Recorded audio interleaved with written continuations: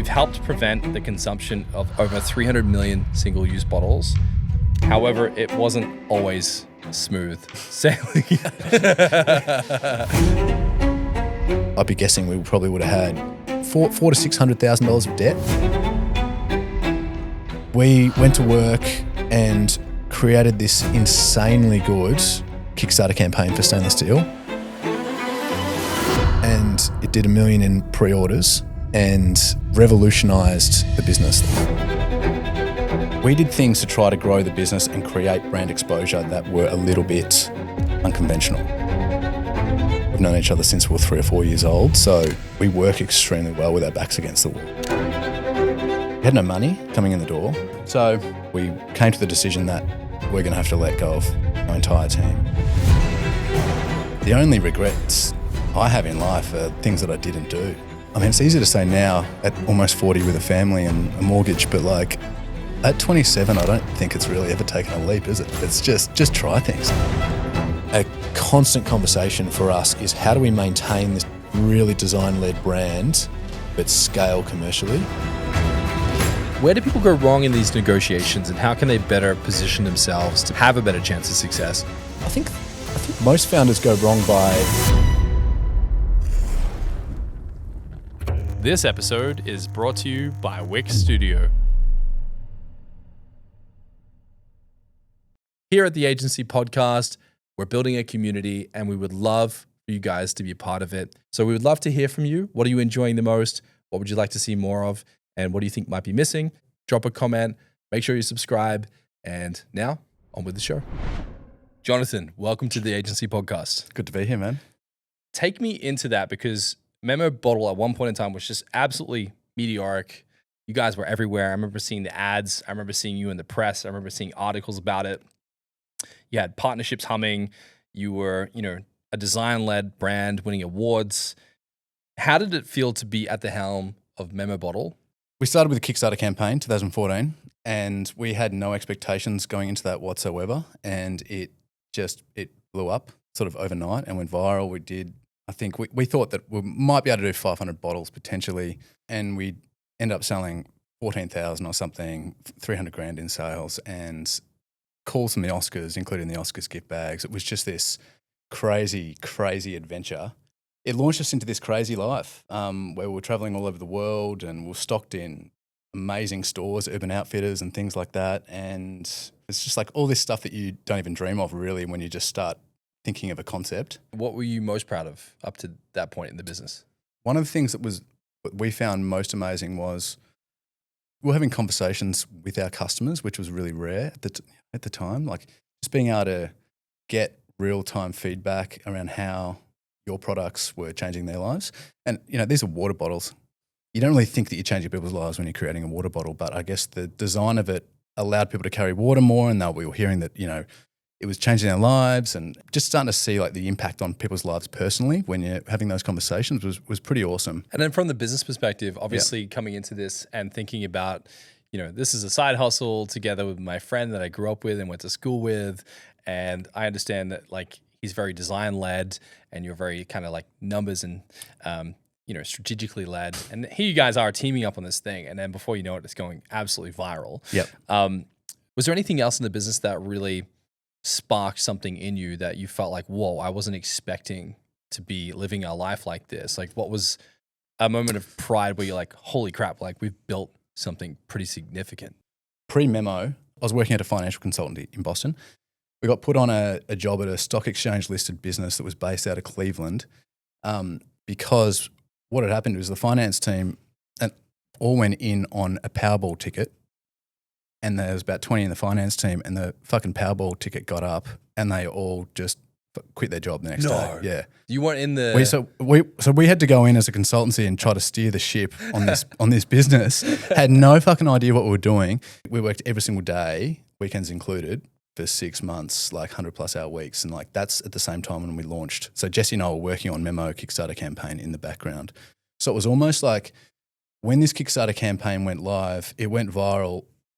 I quit my job pretty much the next day, or very soon after.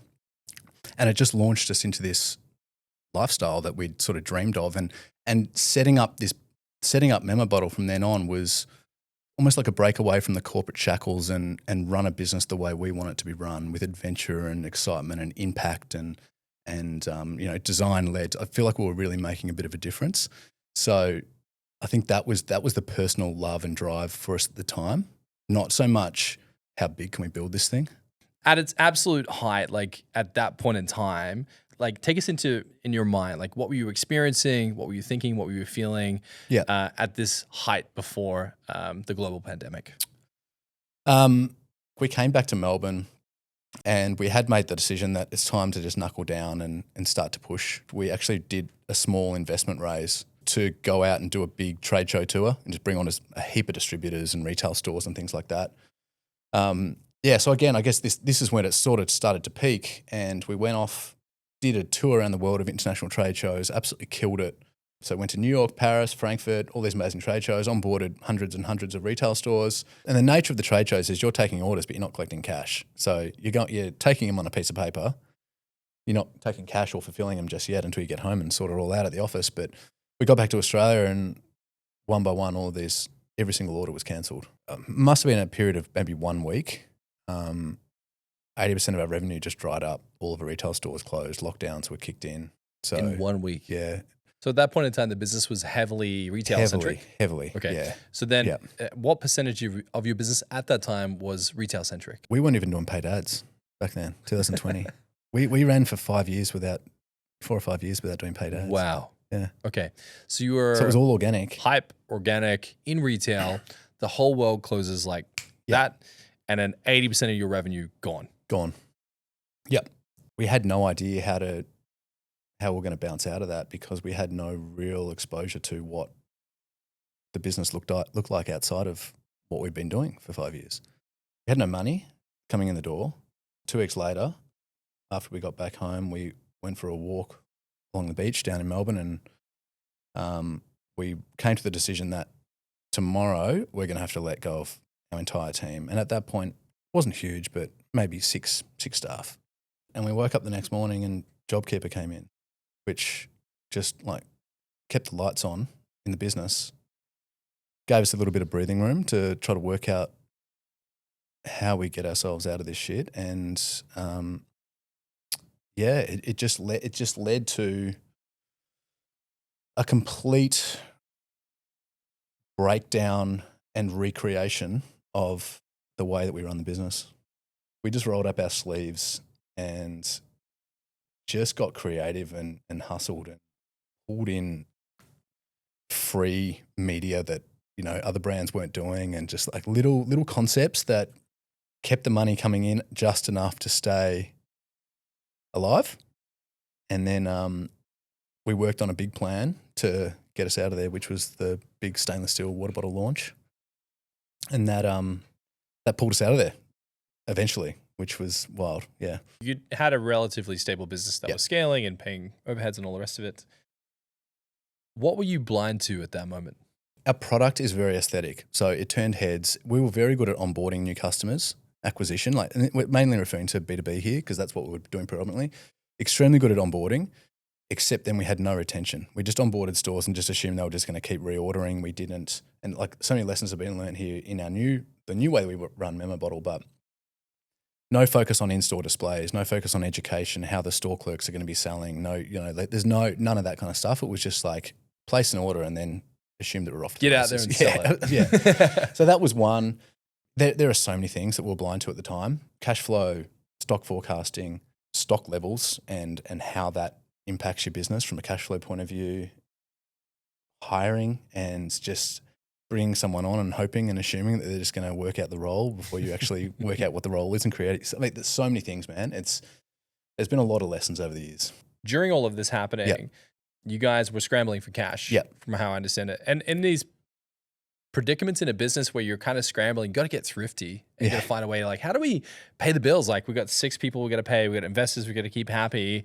You can't just turn the 80% back on. Totally, yeah. So what was the strategy, and how did you guys start to get traction and pivot to get out of this predicament? We realized that we needed to start creating sort of brand exposure that was relatively cheap. There was a couple of things we did. Australian Open was one. The the Australian Open have retail presences. We decided to invest in one of them. So it was 10 grand for a 2-week period at the Australian Open. And we went in there and just decked it out with competition walls. It was right next to the training court for all of the players. And we're also selling product there. So we started to generate a bit of cash through that. But everyone coming in the gates wanted to play our activity to, guess the number of balls on the wall or whatever it was. But the practice courts were next door that had the Rafael Nadals and everyone practicing, and they walked past our store to get back to their rooms or to the main stadium, and we would grab them, take photos of them with the bottle, and then put that on social media. And the perception's reality. That You're famous. Exactly. Get over here. Hold this bottle. So I mean, we did lots of things like that. We were scrambling. We launched a sanitizer, like a lot of brands did at the time. But the bigger thing was we had to do a bit of soul searching to work out what it actually was that we were good at, because what we were doing wasn't working. We realized that we were very good at storytelling, marketing, branding, product design. So we really leaned into that. And we started to put more and more resources into our marketing team. And then ultimately sort of redesign the business to be more of a marketing-led product business. So that, and then we created a few distinct sales channels from different areas of demand that we saw coming into the business that we weren't really capturing at that time. So the marketing team really just started to harness the demand and push content out to each of those channels. Do you think that, obviously getting in front of people, getting face-to-face, having a setup, a kiosk, like was that a pivotal moment where you started to realize a few things around how you would adapt the business for the future? I think it was that sort of got us going on the e-com front, because there was a lot of content being created. There was a lot of information about our brand being shared online, but we weren't equipped coming into that period of time to capture that. So we'd sort of identified that we were a leaking bucket at that point. So we were starting to create the brand exposure, but we weren't capturing it necessarily through e-com sales. So that's when we started to lean a lot more into that. And I guess that you could say that was probably the turning point for us to really develop as more of an e-com brand. 100%. And you've made mention that B2B is kind of quote unquote a leaky bucket when it comes to scaling a product-based brand. What do you mean by B2B being a leaky bucket? I think about this leaky bucket analogy a lot when we look at our current business to try to work out how we can scale, but also what the bottlenecks are and what's preventing us from scale and where the slippage is. On the B2B side, I think, like I said, we're really good at onboarding. We're bringing on hundreds to thousands of stores at these trade shows, but then we were just onboarding them and giving them nothing. They would place their order, receive the stock, not know how to set it up, not know how to pitch it to their customers, because there's multiple layers. Because you might be like, how do I put this on a shelf? Like, do I stack them like this? 100%. Yeah. You need some kind of instruction, I guess. Yeah. Yeah. There's so many variables that come into a B2B sale, from education and training of the team, promotional materials, the packaging of the product. So ours back in the day was in an enclosed box, and then they'd go into stores and there'd just be an enclosed flat box and no one knew what it was. So how are you going to sell a water bottle when it's just completely covered? So we were a complete leaky bucket because we were onboarding and then had very minimal effort and systems and processes going into how we're going to retain all these stores. So ultimately, the sell-through rates were just horrible. We were just onboarding stores and paying all these acquisition costs for them to not reorder again. What was the moment where you realized this? Yeah, I think, again, it was coming into that pandemic period where we were relying on, we weren't able to do acquisition anymore because the trade shows and the lockdowns. So we were relying on existing customers that just didn't know how to resell, so they weren't placing reorders. So there was a lot of soul searching happening around that period. A few issues we identified were that we had a very small team. We had 2,000 retail stores. Just when you work out how much time would be required to even, manage those relationships, we weren't equipped for it, for starters. We didn't have a marketing team set up, or the content, or the resources, and we had nothing really flowing to the stores to allow them to sell properly. We were selling to 50 countries. We didn't know who we were selling to. We didn't know who the end customer was and how to talk to them. So what we realized, again, going back to this marketing-led approach, was that we needed to create and empower our stores to sell. But to take it a step further back than that, we decided that we needed to onboard distributors and sales agents in each of these regions to actually do it for us, and we're empowering them, and then we're managing fewer relationships but making them really bang on relationships and then rely on them to do the end mile communications and relationships with their stores that they know. They know the pricing, they know the customs of the region. They know what the cut-through requirements are in terms of marketing, that kind of stuff. So that's how we manage it now. It's marketing-led to big distributor partners generally, where we can empower them to do what they're best at. And if you were to identify, like for anyone else who's considering trying to get into retail, trying to find B2B partners in this case, what are some of the things that they're thinking about that get overlooked by a lot of other brands that those listening to this could capitalize on? For us and most brands, how is your products presented in store? So in-store displays, what does it look like? How is it standing out? What does your packaging look like? Is it capturing attention? Does it allow for you to understand what the product does and how it can make you feel? Like, does it create that emotional connection? Is everything that you're putting across in your marketing and your collateral, both in stores and providing to stores and distributors for EDMs and things like that, is that consistent to how you would be doing it as a brand yourself, talking to your customer? It's basically consistency to make sure that like you are the way that you would talk to your end customer if you were at a design market or whatever it might be, or an e-com brand. How can you translate that and empower your partner or your retail store to say that exact message? And it's really difficult when it becomes diluted when there's multiple layers that you're trying to sell through. What are those common mistakes that e-com owners are making when they're trying to go into retail? You don't know what you don't know, basically. So we would have conversations. We'd go into our stores and have direct conversations with them about how are the products going? Like, what would you recommend? What sort of customers buying them? What's the feedback?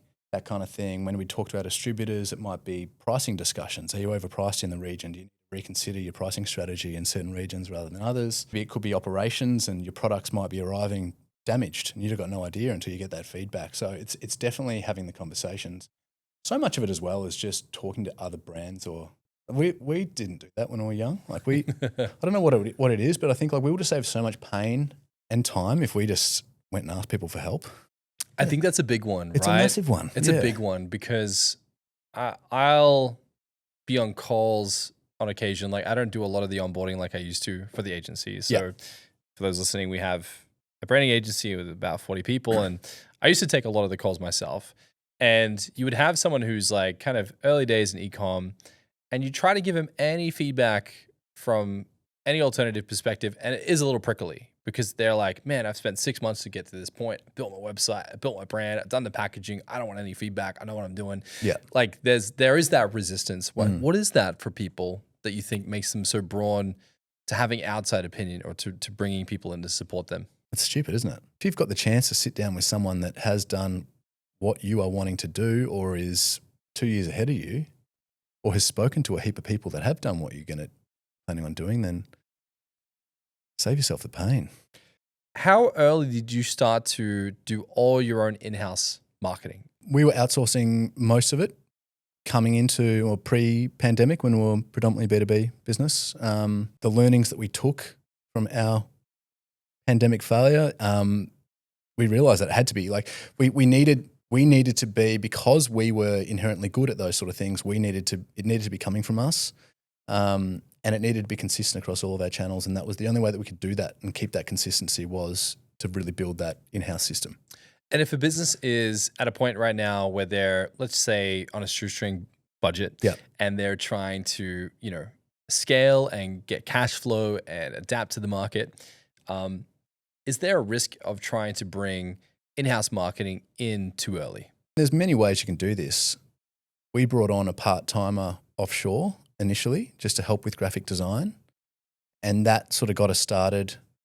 That went to full-time, that went to 2 offshore employees, and we just sort of built it that way. I think just from dipping your toes in the water a little bit to see what the impact is, rather than taking a full commit on a role. I'm right there with you. I think it's difficult to critique or provide feedback or lead a team that you're outsourcing it to if you're undereducated as to what exactly they're doing.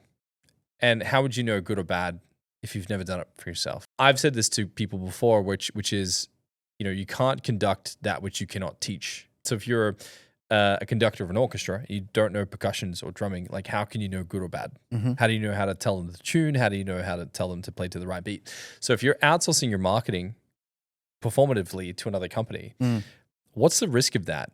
And what's the advantage of learning how to do it yourself?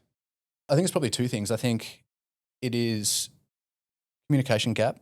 So if you're not briefing correctly to your marketing agency and you're not communicating it as to what you want, the message dilutes, and I think the end result is probably not as good as what you would have generated if you did it in-house, if you had the right capability. And it takes time too, because you have to provide feedback, wait for them to recreate their work, send it back to you. Exactly. Back and forth. That's another one. Just pure speed to market, a lot quicker if you've got it in-house, and then feedback loop of performance as to whether that is actually working for you is a lot harder to test because you're probably getting a lot of that data internally. The advertising agency aren't getting that directly. A lot harder to patch together the performance. Clients want it all. A slick-looking website that can run their business and scale with their success. Wix Studio is built for that. Plan out your client's whole site in seconds with AI-powered site mapping and wireframing. Then when everyone's on the same page, jump into the creative, starting off in Figma or in the Wix Studio editor with super precise layouting tools like Grid, Stack, and Flexbox. Go above and beyond the brief with no-code animations, custom CSS, and built-in business solutions. And make your whole vision responsive in a click. And there's zero need to break a sweat when clients grow fast. A dynamic CMS with global design settings and reusable assets lets you turn one page into hundreds. Design smoother and deliver sooner. Go to wixstudio.com. All right, so through all of this adversity, you have established the 4-channel growth model. Yep. What is that? There were 4 distinct ones being B2B, e-com, Amazon, co-branding. Now, we saw pretty decent demand coming from all of those potential avenues. I guess we'll just unpack each of them, but the B2B one is a pretty obvious one. That's where we started. E-com was something that we had dabbled with, but never really gone hard. We'd never done paid ads like we spoke about, so we really doubled down into that. Amazon was kind of an additional one to e-com, but quick story behind that one. We had a reseller that we were selling to that was based in the US, and they were one of those Amazon resellers, and they started to, the POs just started to come through a little bit more, a little bit faster, and we realized that there was potential there for our products, and turns out that it is, being a very gifty item, it's quite a good Amazon product. There's a certain product that does very well on Amazon, and we were that. So we lent into that and brought that in-house, and then the final one was corporate. So if you see our products, it's a flat blank canvas. We had a lot of demand coming in from corporate companies wanting to put their logos on the bottles. So we dabbled with that a little bit, realized that it was a viable model for us, and then we really sort of built that out and scaled it. Okay, so there's kind of like, in my mind, I'm such a visual guy. I'm kind of seeing like these 4 playbooks. Yep. And the first playbook is like kind of everything e-commerce. Yep. And at a certain point in time, you didn't have meta ads. Everything was organic. And you're like, shit, we need to come up with like a go-to-market strategy. How do we maximize e-com? The second one being B2B. Yep. So this is where you started to work directly with the distributors, the stores, and how we can, I guess, pivot without alienating them and giving them as good of a layup as possible to sell more stuff, which is good for them and good for you. Amazon, which I'm excited to go into. And the fourth one, which is interesting, which is how do we co-create or co-brand together with cool companies? Yeah. Let's come back to that. Let's open this up with e-com.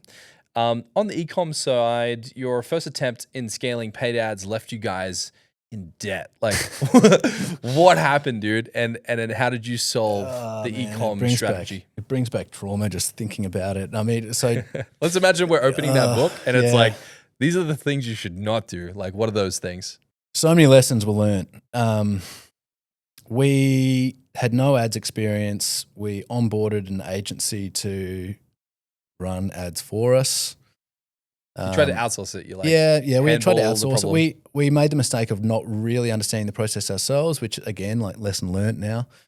We went and got ourselves a nice Amex Platinum just to just to double down on ads. It's always dangerous. We didn't have the creative velocity set up at that time, so marketing team wasn't really built out. We didn't have enough content to be able to justify it. We didn't have operations, cash flow, stock levels set up. So it was just a bit of a perfect storm of scaling up. Again, the leaky bucket analogy, we had way too many leaks.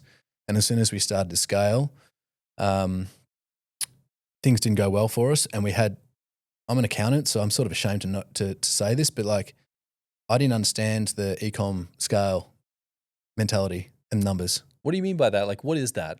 Let's imagine those listening to this also have no idea. Yeah. Let's say someone's like, man, I want to start an e-com business. I've got an idea. I'm about to get it off the ground. What were those things that you didn't know about that they should know about and they should start to think about?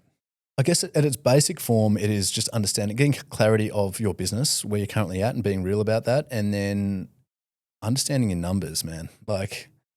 And we're with e-commerce equation now, Jay Wright, absolute legend. But like one of the things that he preaches initially when you come into the community is get solid on what your numbers are and your margins, and break it down into buckets of direct costs and your COGS, and then your marketing spend and your variable costs, and then your fixed costs, and really understanding what they look like, what fits into those buckets, what percentages they are, and ultimately like how much is left as a margin. And there's only so many levers that you can pull in that equation that can create scale. What we learnt the hard way is we didn't have a solid understanding of what those buckets exactly look like in the e-com world. We went too hard, too quickly on ads. We got into a lot of working capital debt. And we didn't have any other, e-com was having to fund all of our overheads. We didn't have any other business, any revenue channels to pick up the slack. So yeah, so all your eggs are kind of in one basket, well right? and truly in the e-com basket. Yeah. So were you guys just sending it on the Amex? Like, let's set up the ads, put 50 grand on for the month, go. Like you weren't really. Yeah, well, I mean, it was a little bit more calculated than that, but like in hindsight, yeah, pretty much. And it all came crashing down again. So just another trip around the hero's journey. I went through all the numbers and sort of worked out that we had about a 13-week runway left. Shit. Yeah. 13 weeks 13 left. weeks. 13 weeks you guys left. ran out of money. Completely ran out of money. So this is coming into mid 2021. Jesse has just shot off on his honeymoon. He's just got married, 6-week honeymoon. That was the deal when we started the business. We both get 6-week honeymoon. So he's off. Things were great. We thought it was great because the money was coming in. We didn't realize that there was a big leaky bucket there. And yeah, I realized that we had 13-week runway, we were pretty doomed and we needed something very big to get us out of it. Like general operations wasn't going to work the way we're currently running again via this single model. I tried to internalize it as much as possible and not put it onto the team and Jesse. But ultimately the runway got shorter and shorter and I had to give Jesse a call on his honeymoon and let him know that he better enjoy that margarita because when he comes back, there might not be a business waiting for him, which was bloody hard. I laugh about it now, but it was brutal. So you went from a 13-week run rate down to what? 9 or 10 weeks before I made the call to Jesse. And you're seeing it shrink. Yeah, exactly. And then you're like, I got to call my business partner. Just outflows were going out at a more rapid rate than inflows for cash. And we're in a real, and this is the issue as well. When you are fully reliant on e-com and you know you've got a certain level of fixed costs and overheads to hit each month, and you can find yourself in this really tricky middle ground of either A, you pull back on ads and just rely more on organic, but lower revenues, and you may not be able to cover from that profit all of your overheads. Or B, you send it on ads and hope that your fixed costs as a percentage of your overall revenue starts to decrease and therefore you're more profitable as you scale. Okay. we were stuck in that middle ground, and it was really tricky because we didn't have any other revenue channels to support it. If we pulled back on ad spend, our overall revenue was going down, our overall profit was going down, and we wouldn't have been able to You're cover stuck in this costs. tricky spot where you're like kind of screwed every which way, Yeah.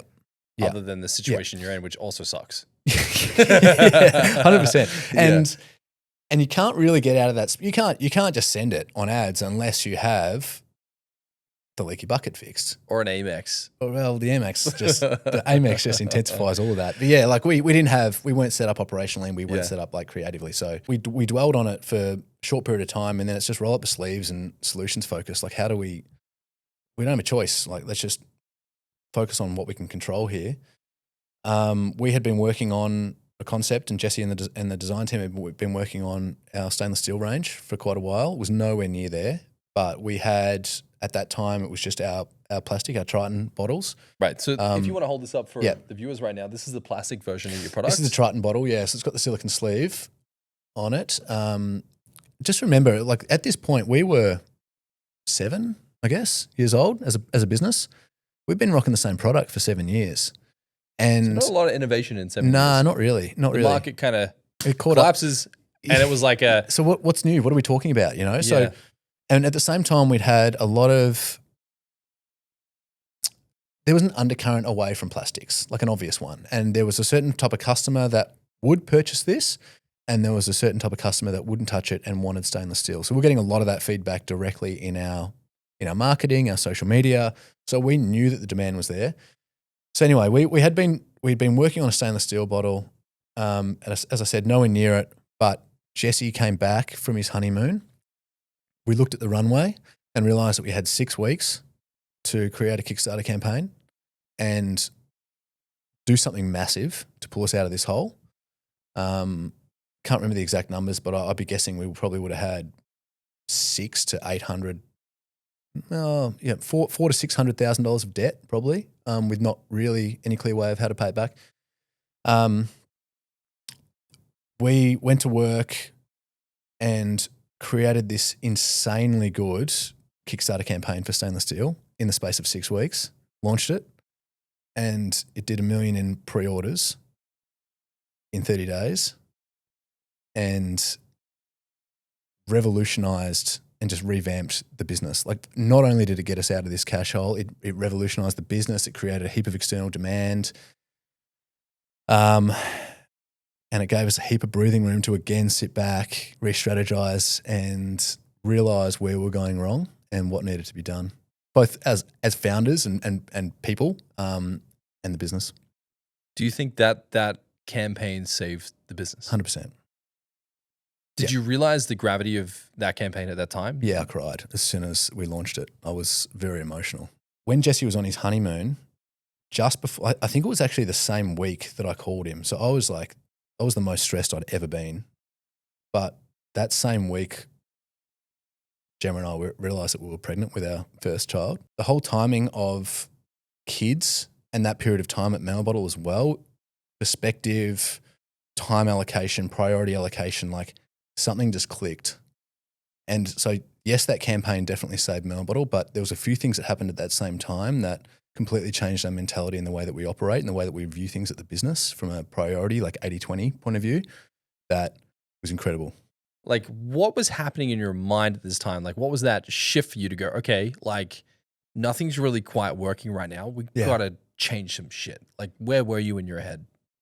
That campaign obviously got us out of a financial hole, but it sent us viral again. There was a lot of publications written about us. And remember, at this time, we weren't doing a huge amount of acquisition. Like, yes, we'd been spending a bit on ads, but we weren't doing any PR or anything. So it brought in a huge amount of inbound demand for the business. And again, back to that leaky bucket analogy, we had a bit more breathing room to sit back and think, okay, like, if we would have unlimited demand or water flowing into this bucket, like what are the non-negotiables that we need to be able to capture it? And then we really just sat back and did the whole Pareto principle, 80-20, on what we need to be focusing on to really move the needle. And that's when the four revenue business model thing all started to come together for us. We realized that we needed to be really solidify this marketing-led approach of our business. So it was consistent communication and brand messaging across all channels, and then really try to start identifying the drivers of each of these channels and only work on what's important. So I think just to tie back what you were saying, like having a kid, you don't have time to fuck around anymore. You know, like you don't have time to just sit there and work on the I was going to say stupid shit, but all the little stuff that in hindsight, like I spent so much time just working on things that weren't all that important into the business. And having a kid just makes you sit back and go, I've got X amount of time now. I'm only going to work on like what are the absolute must-dos right now, and it's really focusing on those things and just cutting out all the noise. When you are looking at it as a broad stroke, when you're like, okay, how do we dominate e-com? Yeah. Get your numbers right, track that ruthlessly, make sure your ads are tight and they're working. Is there anything else we need to be putting in our playbook? We created what we call a content matrix. So for all the things that we want to be talking about, we try to hit it from different angles, whether it be founder, UGC, more graphic design, lo-fi. Like we're trying to communicate our USPs in different ways. So that was a big one for us. We just didn't have the creative output coming into it. So really doubling down on the marketing team and nailing that. Numbers, obviously, we got really, really deep on the numbers. Operationally, we were over-capitalizing in low-demand products like accessories and things like that, and we would go to production. We've got relatively high minimums for all of our products. So, you know, Silicon Sleeve might be 5,000 units or something. And we would just go to production on that because it looked like we were going to be selling out at some point in time. But that would come at the extent of us being able to buy more bottles in 2 months' time. And we would just see stock outages across various warehouses. Okay. So and is this so Jay talked about this a little bit, just so I can understand this. You're saying, like, for example, rather than like having a year's worth of product on the shelf, have like 3 months, and then have 6 weeks even. 6 weeks. So like have a minimum Like to coverage. stock coverage, So coverage is making sure you have enough product to fulfill orders, Yep. but not so much so that it just sits there as like wasted money. Yep. Because you'd rather free that capital up and then spend that money on ads Exactly, and yep. things like that. Yep. I think a lot of founders think as long as we've got enough stock, we're sweet, but they don't understand the cash flow implications of being overstocked. Because you need stock and cash flow and marketing capability. Yeah. So our producer Cam here used to work at G-Shock, and he said that one of the rules of G-Shock, which was for every dollar that goes towards production, you should have $2 to amplify it. Yeah. Right? So you can't just have, a warehouse full of watches. We've got to move this stuff. Yeah. So G-Shock's rule was we need to spend twice as much on amplifying and promoting a product as we do producing it and putting it in the warehouse. Yeah, I like that. It's cool, right? It is cool. So with e-com, like, what did you misunderstand about the metrics at that time? And what do you know now that you're like, okay, cool. Like, you got to make sure you have these 3 or 4 or 5 things squared away. On the financial side, the metrics were that we weren't really sure about, like, again, there's a sliding scale of scale, and the marketing efficiency ratio, the MER, like we didn't really understand that. So that is the percentage of your marketing advertising spend against revenue. Okay, cool. Yeah. So let's say we make $1 million revenue. How much of that are we willing to put back into marketing? Correct. Yes. There's a $350K going towards marketing. So 35%? Yeah. Is that too high, or is that like it's the sweet probably spot? too high? I think like I've heard different yeah, numbers, I mean, it depends on the industry, depends on your business. Like for us, we sit between that 30-35%. It is pretty high. Okay. Yeah, I think like in the e-commerce equation community, I think you're probably going to see like somewhere between sort of 15 up to 35-40. Okay. Yeah. Again, depends on your business, but a lot of businesses as well don't really understand like what are the requirements in their price setting as well. If you were to be selling a product for $20 with a cost of 10, so that's your COGS, you're then going to have your variable costs, which are your shipping costs to your customer, your pick fees, warehousing, stuff like that. For us, that sort of sits around that 30% mark. You got your MER, your marketing and advertising costs, which again, somewhere between 15 and 35%. Then you've got all your overheads, your fixed costs. Depending on your business, that could be somewhere between 10 and 20%. So you already look like this. That's a lot of the pie already gone. And like if you just work off those numbers, if you're selling for $20, you're probably already sitting at a loss of what I don't know the maths there. What's that? $12 or something like that. So we have a rule of thumb that is absolute minimum 5 times cost. And okay, so absolute minimum 5 times cost. Yeah. So let's say and that's slim. Okay, so let's just say a cost is like $10. Yeah. You want to sell for 50. Yeah. That's the minimum. That's the minimum. this is an interesting point. And I've spoken to quite a few people in the e-com space recently. Yeah. And it seems like there's these kind of like different like myths around numbers. Why is the 5 times such an important concept, and why is that an unlock, or why is that being such an unlock for you guys? So the 5 times minimum, the whole notion behind that is when you're selling in B2B, there's multiple levels of sale and margin requirements. There's multiple people that are taking a cut of the pie. So in our case, end customer purchases at our RRP. They buy it off a store, which require 50% of the RRP as their margin. That already takes off half. In our case, we work with distributors, so the stores will buy it off distributors, and the distributors will require somewhere between 30 or 40% as well. And then it's our sale price to the distributors and our COGS. So like when you work it back, you kind of need a 5 times cost just to be able to be profiting from a... Oh, I see. Because like you've got all these layers, right? So Yeah. Take me in reverse and let's use a figurative number. Okay. Let's say I have a beach towel brand. Cool. Beach towel brand, $100 retail price, right? That's what you set it as. If I'm going into a store, it's $100. Yep. In the store, it's $100. And if we're working off the 5 times model, the cost to you from your manufacturing supplier is $20. You're going to sell it to a distributor if you are working with distributors, which we are for our global distribution, and they need to sell it to a retail store, and the retail store is buying it for half of the RRP. So the retail store is buying it for $50. So the distributor needs to be making about 30 to 40% from that 50, right? So that takes it down to about $30, roughly, give or take. 35 there, but yeah. And then your cost is $20. So you're like, you've got a $100 product and you're taking 10 to $15 profit. Yeah. And that is before you factor in your overheads, all your other business costs. So it's slim when you work it down across all those levels.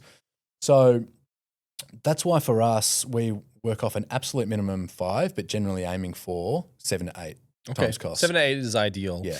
How can then e-com business owners give themselves a better opportunity at this? And you're saying that it's 7 to 8 times. Yeah. So then it's like maybe it costs $10 to manufacture and at least 80 at retail. To be honest, when you run in the marketing expenses that are required for e-com, it turns out it's a pretty similar margin at the end of the day, that sort of 10 to 15%. But ultimately, the more margin that you have, the more times cost you have, the more room you've got to put into marketing and the distribution of your product so that people can hear about it. So like are business owners that try to go into retail and e-com, are they shooting themselves in the foot by not forecasting or premeditating what these actual numbers should be? Yeah, absolutely. Yeah. What's the most common thing you've seen that has held people back that should just not happen when you're trying to launch an e-com? From a spend and margin point of view, I think it is exactly that. It is not giving yourself enough leg room. You might realize that in order to sell your products, you need to be spending at least 35% on meta ads to get conversion. Now, generally the more you scale, the higher your MER is going to go up. Like that's usually the way it is. I don't see many businesses that have a lower advertising cost as a percentage the more they scale. How does B2B differ from B2C? So like, is there a different tactic that you're trying to think about when you're going to market with this kind of strategy? Yeah, B2B acquisition is a completely different. We don't really do paid ads at all for B2B. So generally it is trade shows, which are arguably a bit of a dying breed now these days, like with technology and AI, and there's a lot of marketplaces that are popping up at the extent of trade shows. Like Fair is a big one globally that is basically like brands will sign up to that and then list all their products, and retail stores will go to Fair and try to identify products that they want and then start stocking through that website. But yeah, for us, it has historically been trade shows and then trying to identify distributors that are killing it in geos that we want to expand into, that are stocking brands that we love and kind of think are comparable. Would you say, okay, let's take trade shows, for example. Yeah. So on the weekend, I went to like a baby expo trade show. Cool. So there was like, man, like every baby brand you've ever heard of, every breast milk pump, every like pram, like this was mayhem. I'd never seen so many pregnant women in my life. Hectic. And I've never heard so simultaneous crying children. But I remember as I was going through these different expos, like these brands were putting significant amount of money into like, signage and displays and like spinning things. Like, is showing up at trade shows really worth the investment for an e-commerce brand? I think that it's probably too much of an investment to make without validating the fact that your products will work in store. Okay.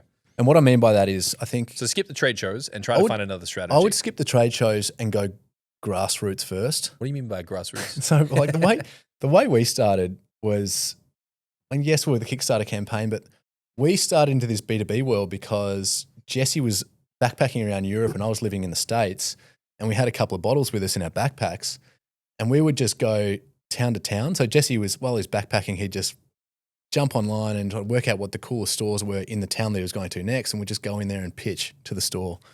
And I think like there's so much value in that, just being able to speak to the store owners, try to get in there first, see what the sell-through is like in those stores, get a couple going, and then sort of just you need to validate it in small baby steps first. So that's what we did, and we probably racked up a couple hundred stores before we started to even consider any trade shows and doing it at a larger scale. Do you know the brand Switch Nutrition? No. So it's pretty significant. Like if you go into any supplement store in Australia, and you look anywhere, you'll find Switch Nutrition. Yeah. But yeah, I'll give him a shout out. My friend Greg Hagland, his whole strategy was grassroots from the beginning. And what he did was he had like a couple of different supplements, one which was like a fat burner, another one which was like for keto, etc. He'd fill up his boot and he would literally drive from supplement shop to health shop to supplement shop to health shop. And he would walk into every single store, shake everyone's hand, grab their mobile phone details, leave them a handful of product that they could personally test. Yeah. And he drove around Australia multiple times. Yeah. With boots and trailers full of product. And now it's arguably one of the fastest scaling supplement brands in Australia. But I want to touch on this because so many founders avoid these like old school tactics of like shaking hands, exchanging phone numbers, and like doing old school business. Yeah. Because it's hard. It's character building. It gives you thick skin. It teaches you how to learn and deal with reject. You have to learn how to sell your shit too. Yeah, you got to learn how to pitch. So we learned how to sell from doing that. That interaction with the customers allowed us to ultimately understand what our USPs were and why people wanted to buy it and why and how we market it to both stores and direct customers. Like these days as well, with AI, it's arguably more important. Like people want that emotional human connection, don't they? So it's going to get more cut through than just sending out a bloody mass email. Like, yeah. I'm going to say something controversial. Give it to me. A lot of people like to say, I'm an entrepreneur. Yeah. But if you can't walk into a business and have a conversation with another business owner, I would debate you're not. Yeah. Like these are the fundamental things that people need to get their head around because, the younger generations want to do everything behind a keyboard and text messages and emails. And I get it. It's like rejection sucks. But like in those moments when you're thinking to yourself like, shit, this person's not buying my pitch. Then you're like clutching for like other things. But then you say something, it lands. Then you get an order. Then you're like, man, I could probably repeat that. It's like you're looking for these little like things that you can link together, these little unlocks, these little lessons that you can start to stack. When you're thinking about the B2B, is there any other strategies that you guys deployed? So grassroots, emails, face-to-face, basically door knocking stores and saying, put some of these bad boys on your shelf. Like what else? It's the relationship management. It is the initial training and education and samples and in-store display and effective packaging to sell in stores, and then the constant flow of marketing material, promotional material. If you think about a store owner, what do they want? They want to sell products, have happy customers, have people come back to their shop. If you're one of the few suppliers that like goes out of your way to see how they're doing, even if they're not moving a lot of your product, they might push a little harder to try. They might put you in the window. Like there's a lot of things that you can do just from building a relationship. People want to work with people that they like generally. Like obviously, like if the product's selling, then that helps. But if you're going to form a relationship, you can call on a few extra things that might push the product a little bit harder. Okay, so then moving across to Amazon. Yeah. So let's imagine we're now opening that survival book. On Amazon, you first noticed that a reseller was scaling your products. So like what happened? Did you see people copycatting your brand and you're like, man, like if they can sell it on Amazon, maybe we should. And it was real random. I was, and actually I was probably doing the B2B door knock while I was in New York, identifying stores. And I got a random email coming through from a New York-based business that was an Amazon seller, saying, can we stock your product? And at the time, we weren't selling on Amazon. We didn't really know much about Amazon. This was years ago, like way before Amazon came to Australia. I responded to the email. They were just around the corner. So same day, I went and had a meeting in their office. They placed an order that day, and they created Amazon listings and started selling our products on Amazon. We had no access to their Amazon data. We didn't really know what their sales levels were, but we could obviously see what their POs were. So they were starting to sell a little bit more and a little bit faster. So we realized that they were onto something there, and we decided to bring it back in-house and run it ourselves.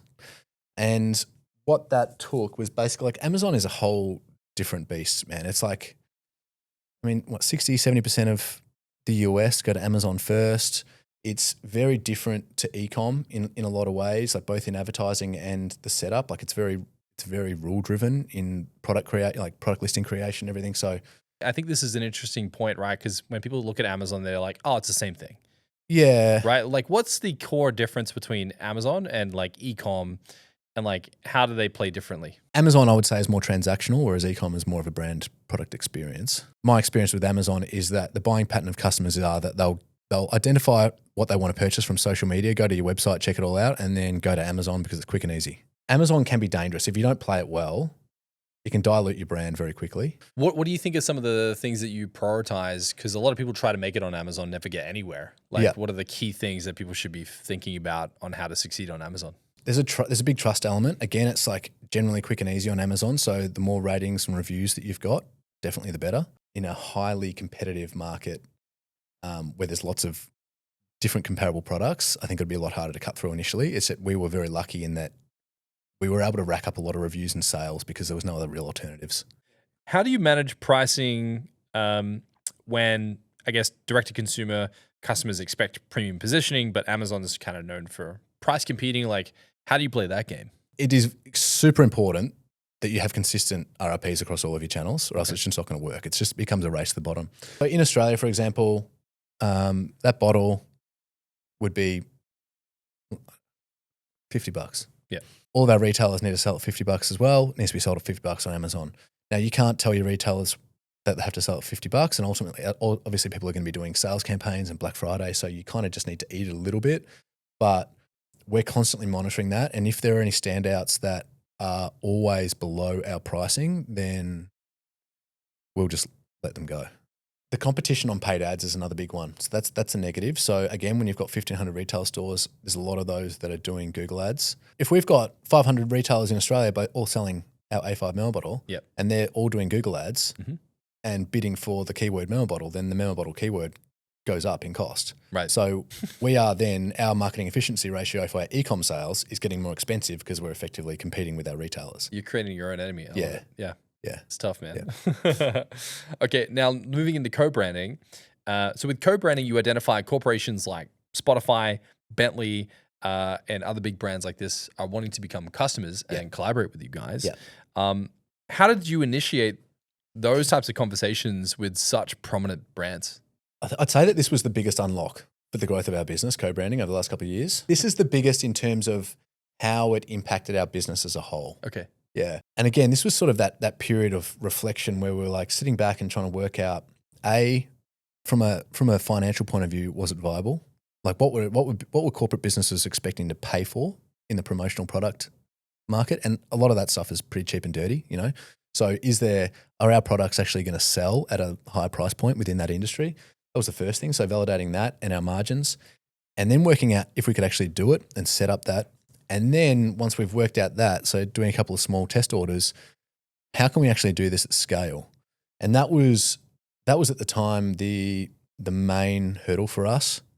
So what we did is we went to our suppliers and negotiated, and we went to them and basically pitched this whole concept of corporate and what the potential of it could be. And we changed our supply terms. At this point, we've been working with for 8 years, so we had a bit of a run rate with them. But we changed our terms so that we could put down a PO for stock to an almost unlimited amount and then only pay to clear it. and we wouldn't have to clear the whole PO. We could just draw down small amounts and pay them to release. So what this allowed then was we would have corporate companies come to us, and again, they need it tomorrow. Like, they're not going to be like, oh, cool, we've got an event in 12 months or 6 months time. Can you like just get on the front foot? Can you organize this? 5 days. Yeah, exactly. Yeah. It is. It literally is. It's like we've got an event. We need 10,000 bottles in 2 weeks. Like, and in normal circumstances, that would have been, well, there's no fucking way you can do that. Like, we don't have the cash. We don't have 10,000 bottles just sitting around for that. But this new change in terms meant that we could put down a PO for 100,000 bottles, and it could just be sitting there, our supplier. We set up a print factory, or a branding factory, a couple of minutes down the road, or half an hour down the road from our supplier, and we would have the interest coming in from these corporate companies. We'd collect the cash, pay for the stock, release the stock, go to the print factory, have it delivered within 2 weeks. Wow. And it just unlocked this scalable revenue channel for us that was not at all hindered by cash flow suddenly. How significant? Like, are you talking about doubling? Like, what are we talking about here? It's.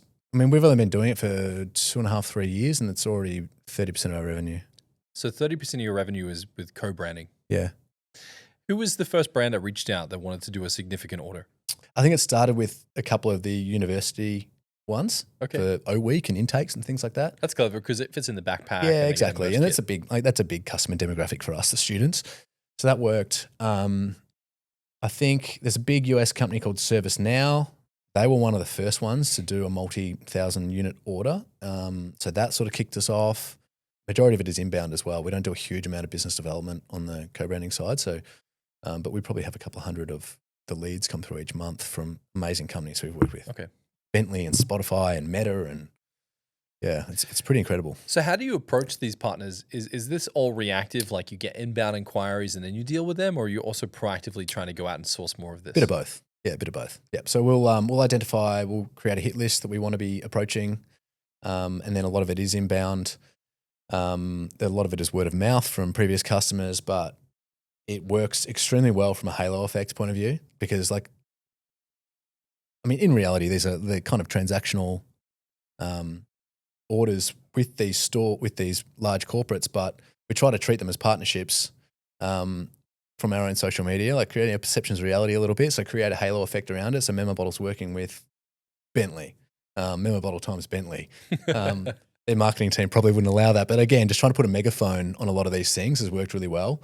So we'll push it out across our social sometimes, LinkedIn, and then it is just a bit of a snowball effect for like brands that have seen that happening that creates more inbound.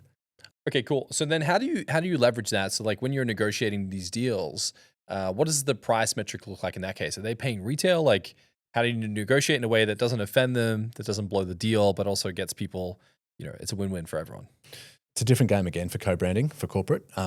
Generally, it's a tiered pricing system. Okay. So the more you get, the better pricing. It's much bigger quantities. So you need to be really like working out where your limit is. If someone was to come in and order 50,000 units, you're obviously going to be setting that pretty close to your costs. But like once you factor in everything there, like how much are you leaving and how much is acceptable, and also how much is that going to? If someone came in and ordered 50,000 units, how much does that screw your supply chain for all of your other? Right. Is that going to put you out of business for 4 months while you try to produce all these things and kneecap everything else? So there's a few considerations there. Okay. So if anyone's listening to this and they're like, damn, I want to like deploy that strategy on my products. Yeah. What are the first few things that people should think about as to how to get themselves ready to do something like this for whatever their product might be? If someone, let's go back to my beach towel analogy. Let's say I wanted to do collaboration. How do I then set myself up to have success between my supplier and, how to fulfill these orders in such a short time bracket as well? I would start by finding something very local and easy to work out how it can be done. So, your beach towel analogy, there's different ways that you could brand a beach towel. I would probably do that initially in-house, try to work out a potential customer that you could pitch it to, something small. Ultimately, I think if you are creating a case study around it to market a little bit, you can start to build it out a little bit that way. From a scale point of view, I think you probably need to have some runs on the board to show that it is viable before you go to supplier to start to negotiate payment terms. Identify if it's viable internally, test it first and bring it all in-house yourself, and then slowly work out a system, if it is viable, for scale. To put a capstone on what we just talked about with these 4 different channels, landing a retailer like the Museum of Modern Art, for example, this created what I understand is a bit of a halo effect for the brands that attracted other premium partners. Yep. How can other founders engineer this like domino effect into their business where they can start to begin to use one point of leverage into the next and so forth? Start high and get the trickle down. It's like that halo effect. People will see that you're up there, and then all the people or stores that maybe are less desirable will want to be stocking you because you are there. But if you start low, it's a lot harder to go high, if that makes sense. So for us, it was MoMA and it was Urban Outfitters, and we used those as case studies in all of our emails and reach outs and conversations with stores. We would say, hey guys, we're stocked in these in MoMA and Urban Outfitters, and we'd find that a lot of the time, because they're highly respected resellers, we would convert a lot just because we had that. I want to talk about operational strategy and systems because this is where I think your expertise really sits in the business. Obviously, your business partner is, a talent when it comes to product design, and you're really good at like trying to find patterns and make things work. You've said that the first rule of scaling is knowing your numbers. And for a founder who isn't naturally a numbers person, what's the one financial report that they should start with? Profit and loss, the most important. Yeah. I mean, you can take a look at your profit and loss and get a clear view as to how you are performing at any point in time. You can have a look by looking at your profit and loss. You've got obviously your revenues, you've got your cost of goods sold, all the brackets there that are important for scale. And I think you just need to really, really dive into what those different categories are. So obviously the revenue, the COGS, the marketing, the overheads, wages, but you'll find that generally in the P&L there's a couple of line items that are going to be doing most of the heavy lifting, and just like there's only so many levers you can pull, I think, in a P&L, and it really allows you to zone in on what the 80/20s are of your business and what's going to have the most impact. And how frequently should people be looking at these numbers? Or for founders that aren't naturally financial, you should be doing it monthly. At least doing a month-end process and seeing what the performance was. Close it down. Like, were you profitable for the month? By just looking at the P&L, you're going to first take a bit of a holistic view as to how you're performing, whether you're profitable or not, and then you're diving each of the categories to try to really hone in on them a little bit more. I think a lot of founders would look at it as a non-value adding activity. They could be focusing on sales, but ultimately comfort comes from clarity. Otherwise, you're just flying in the dark. What business decision can you make if you actually don't know, or someone doesn't know your financial position? What's the one thing that you do to keep your budgets realistic other than aspirational, right? Because if you're looking at the profit and loss, I guess the second thing that someone should look at is somewhat of a forecast. Yeah. So you can at least try to predict the next 30, 60, 90 days. Yeah. Is there such a thing as knowing your numbers too well, becoming obsessed, and then too risk averse? I wouldn't say that I don't think you could know your numbers too well. Yeah, there is a fine line between that risk averse versus risk taker thing, and I think if you're too risk averse, then you're obviously not investing and you're not growing as fast as what you potentially could be, and you're missing a lot of opportunities. But at the same time, if you don't know your numbers and you're taking too many risks, then you're opening yourself up to be fucked. And what roles does intuitions play in your operations? Like when you're thinking about the position you play in the company, and you're looking at these 4 different channels, you've got eBay. You've got Amazon, you've got, your, corporate collaboration, your co-creation side of the business.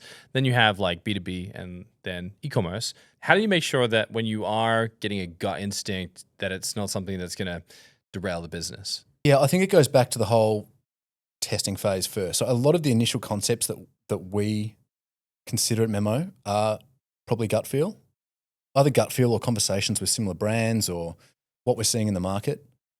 We then go into a testing phase as to whether we think that is a viable decision to make. We might do a little micro test. And then from that point, I'd say it's data. So if it is proving to be profitable and viable, sustainable, then we'll lean more resources into it and probably scale it that way. So I'd say almost everything probably initially is gut that leads into data.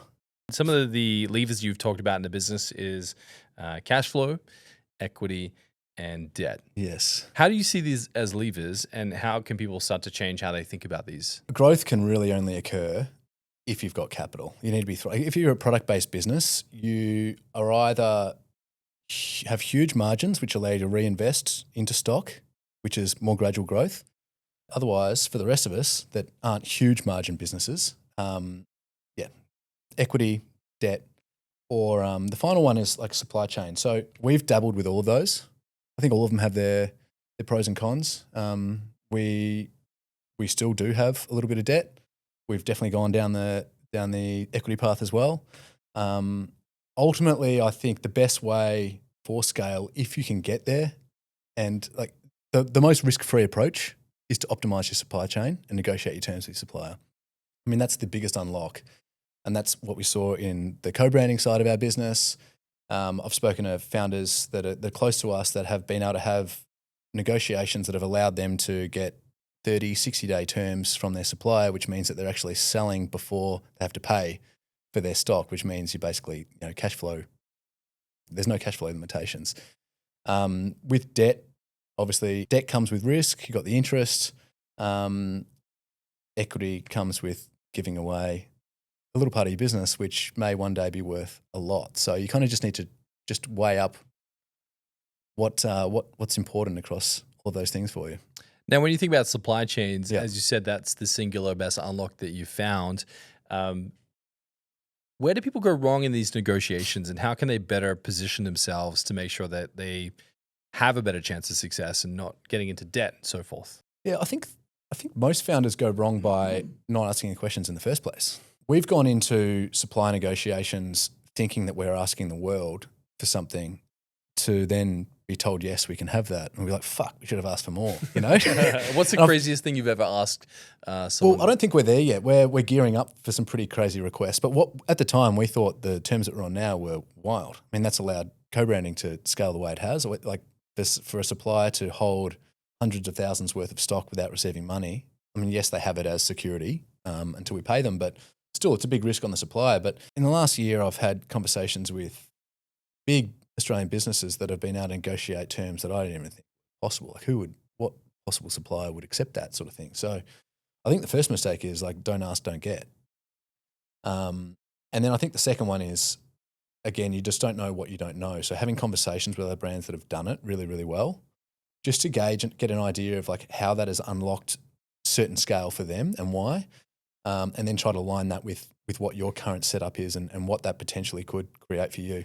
How do you decide it's the right time to begin that negotiation process, albeit with a supply partner or something else? I think you're going to be it's pretty unlikely that you are going to be able to negotiate terms straight off the bat without some sort of track record. So you're either going to have a couple of years of sales performance to show that you're trending in a particular way, or you might have a large purchase order come from a big customer that you can then take to your supplier and say, hey, if you're willing to help us out with this, then this is what we can sort of deliver and this can unlock this sort of scale for the business. But it's a two-way relationship. So you've got to be providing your supplier with some sort of value or potential growth as well.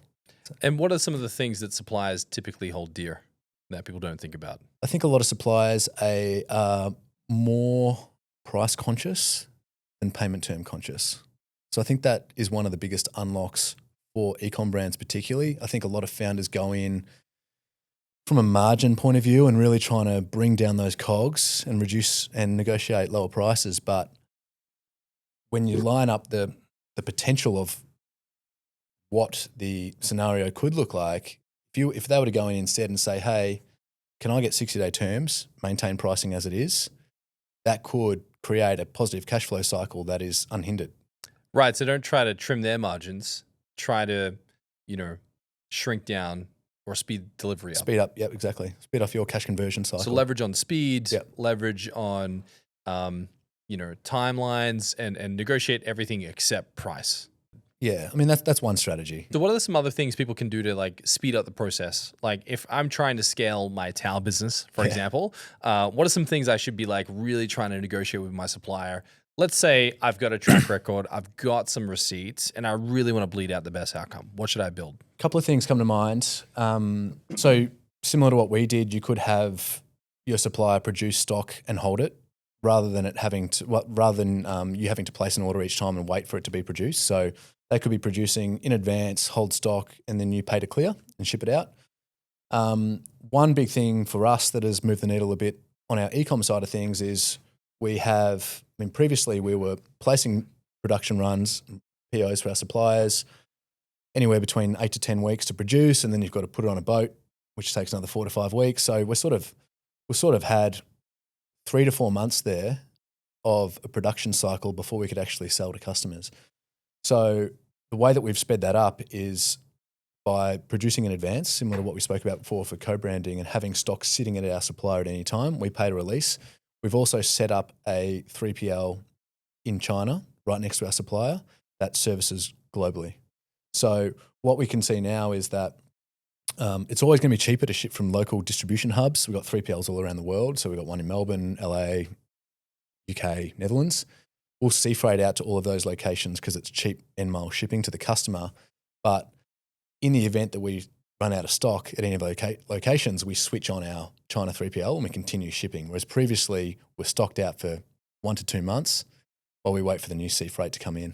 So that's been a big unlock for us because we're finding that the stock outages were actually really bringing us down because it was really difficult to forecast from each of those different 3PLs because we're serving different sales channels from each of those 3PLs as well. And a big retailer might come in and order 1,000 bottles and completely stock you out for Amazon, e-com. So, it's really looking at that whole supply chain system from a holistic point of view to work out what the bottlenecks could potentially be. Now, you have another principle around this as well, which is what you call founder-first delegation. And your golden rule of delegation is to create it yourself, test it, then delegate. Yeah. Walk me through what unlock that gives any business. This is probably one of the biggest lessons we've learned over the last couple of years. And the lesson learned was that we would outsource or hire too early before we actually understood what needed to be done. So this applies to agencies and new hires, but a good example is paid ads. So we previously, when we did it the wrong way, we would bring on an ads agency hoping that they knew what to do. We didn't know what to do, hand it to them, put full trust into them, and then hope for the best. Hope's not a great marketing strategy. No, it's not, is it? No, that's just, exactly. The new way that we go about it is we school up, learn it first. So Jesse and I have both gone through the e-commerce equation community. So we've schooled up on how we would scale ads ourselves if we were to be running it. Whenever we bring on an agency, we actually work out what the goal of their work is, understand how to do it yourself first internally, document it, offload it, and that way you can properly measure and monitor the performance. Otherwise, you're, again, flying blind, not really know what's going on. Yeah, it's so important, I think, when you're working with partners that there's the art of communication going both ways, right? Yeah. So like one thing that I learned about Nike was like Nike never just go like do your best and figure it out. Yeah. They're like, here's copious amounts of guidelines, here's stringent rules on copy, color, typography, photography. Like there's a executive delegative structure. Yeah. And I think so many business owners aren't building their business with this structure. They're just kind of, running the rhetoric of, well, that's your job, you figure it out. Yeah. What's the danger of that type of rhetoric when you're trying to collaborate with other people to go, well, I paid you to figure it out, you tell me? Well, I guess it's a misalignment of goals. I mean, it's only going to work if they share the same goal and vision as what you do. They've got their own priorities.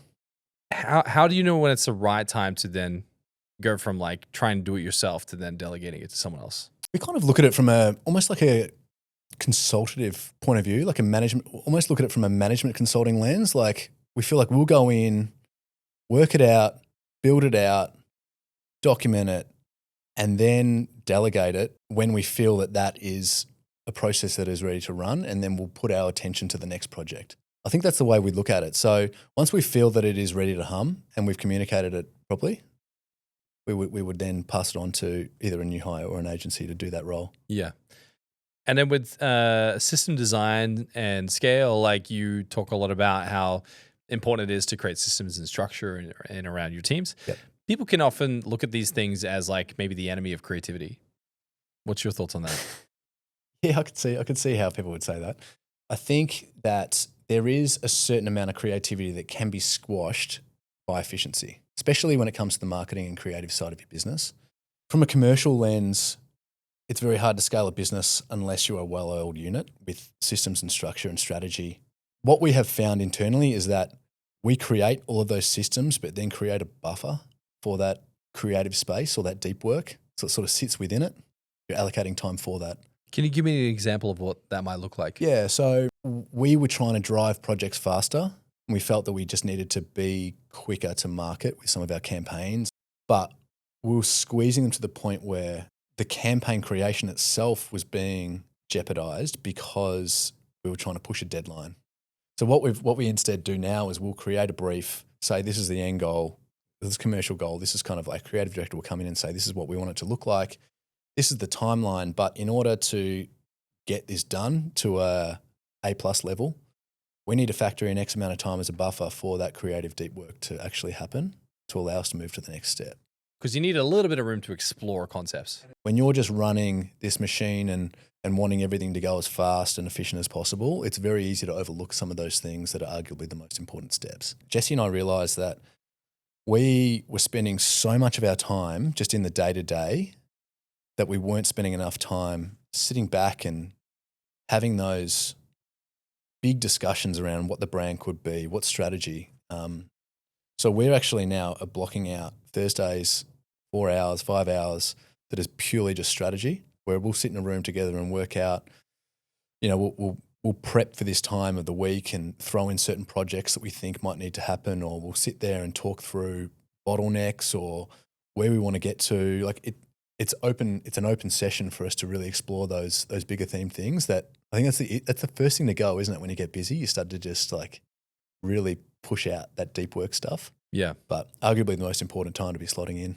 Let's say we look at next year and you might have like 5 campaigns, right? You might have like New Year, New Me campaign, or even now, like you got Black Friday coming up, you've got Christmas, and then you've got like the New Year. And then there's like these little pockets. Like how far out are you trying to give your team creative buffer to make sure that when they're executing it, it's like, it's good creative work. It's not just rushed, tick the box, like we did a campaign. So last year we started planning for Black Friday in October. This year we started planning for Black Friday in June. Good. That's so much better, man. I think that kind of puts it in perspective. And that is, again, like feedback from our creative team saying we need this because the end result is going to be shit house unless you give us this time. And how do you juggle commercial success with creative, right? Because then it comes back to, well, we're going to get ROI. We're going to make sure our numbers are stacking up and our P&Ls are great and all the rest of it. Yeah. How do you balance between the creative space and the commercial space? I love this. This is a conversation that we have a lot, because I think where we are from as a brand, like we're a design-led brand. If you think of a scale, design down one side and then commercial down the other, like if you're right down the design side, you're a little bit more niche. You're not converting potentially. Sales aren't coming through as easily. Down the commercial end, it can be a little bit more cheap and dirty, but more transactional potentially. And a constant conversation for us is how do we maintain this really design-led brand but scale commercially? So every campaign that we're creating is that constant like push and pull between, are we really showing this as Memo Bottle and are the CTAs there? I think it's just a balancing act of what feels right that is still upholding everything about the brand. Okay. Yeah. Now, when you think about the brand, like what are you thinking of first? Like colors, fonts, textures, photography, influences, storytelling.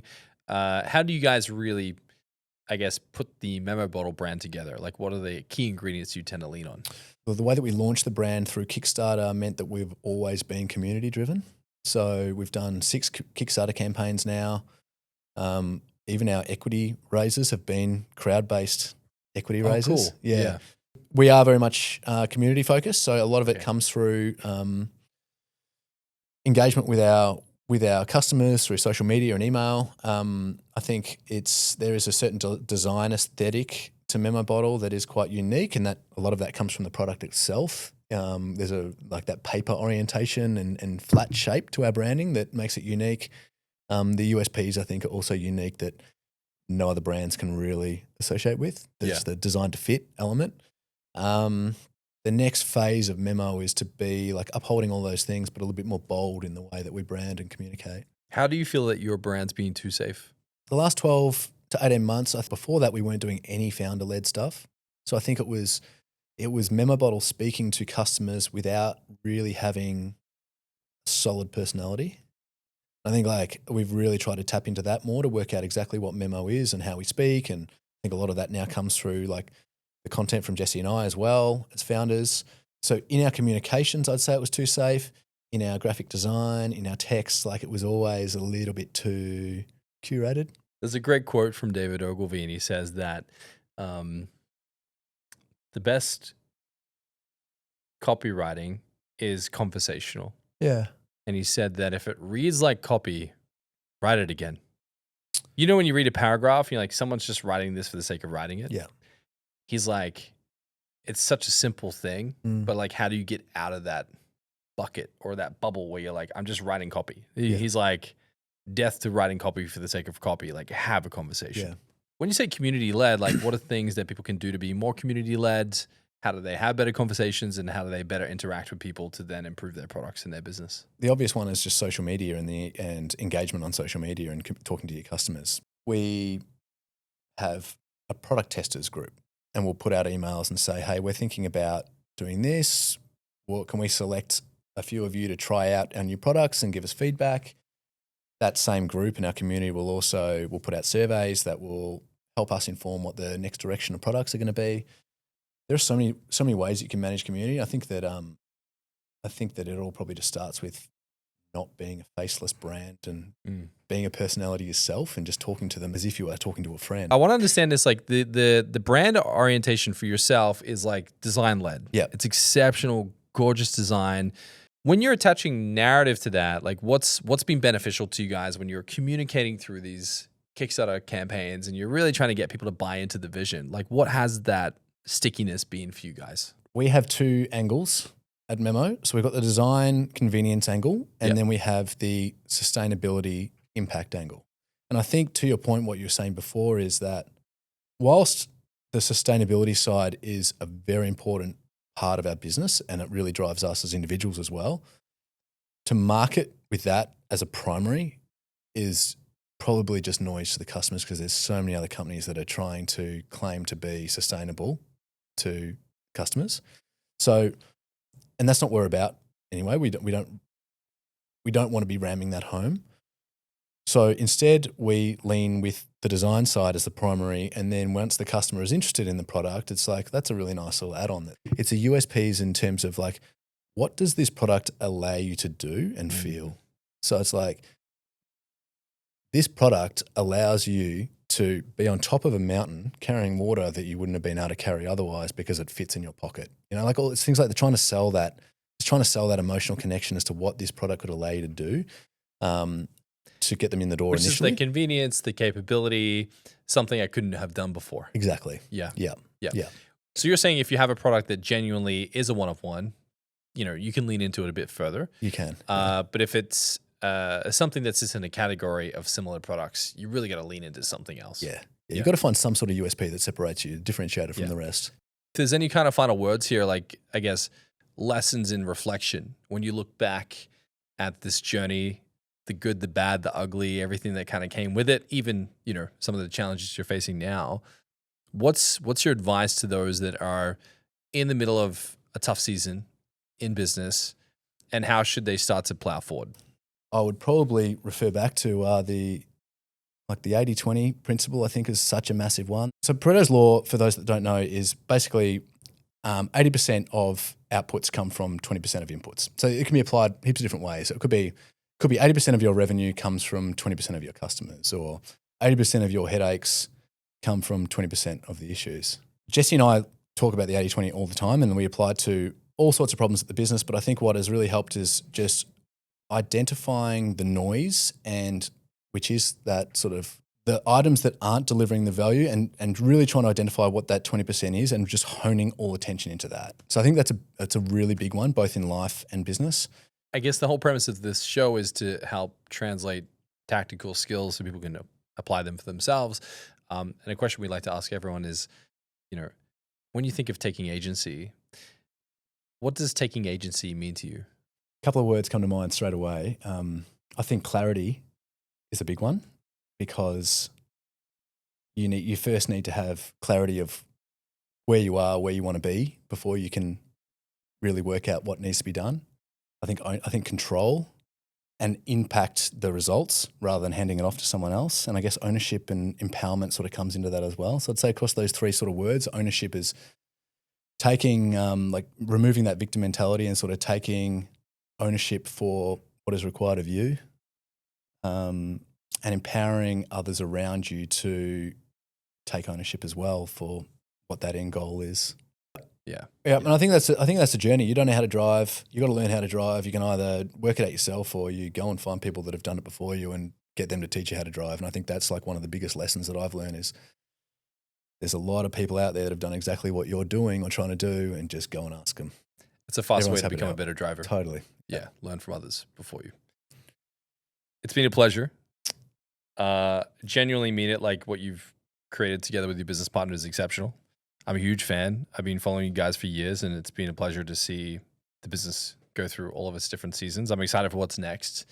And yeah, for you to come here and just share your story with us and how you've kind of taken on all these different risks and dealt with these different seasons. It's been a ton of fun to go through this together. Thanks, Dan. It's been fun, man. Appreciate it. I appreciate you being here, man. Thank you so Cheers. much.